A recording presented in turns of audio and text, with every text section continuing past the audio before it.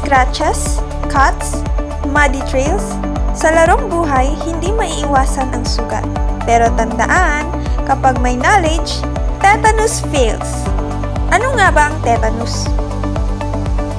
Ang tetanus ay isang malubhang sakit na sanhi ng Clostridium tetani, isang bakterya na matatagpuan sa lupa, alikabok, dumi at maging sa laway ng hayop.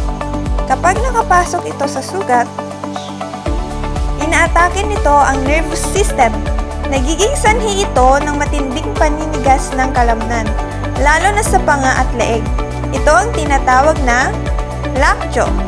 Paninigas ng panga, masakit na muscle spasm, hirap lumunok, panginginig o seizures, headache, lagnat, pagpapawis, mabilis na tibok ng puso. Kapag naramdaman ang mga ito, delikado na.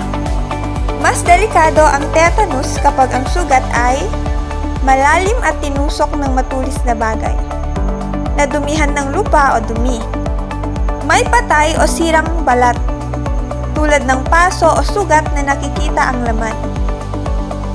Paano nga ba itong maiiwasan?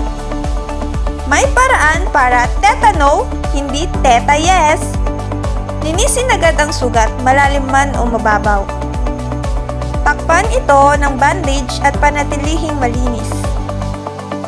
Pinaka-importante,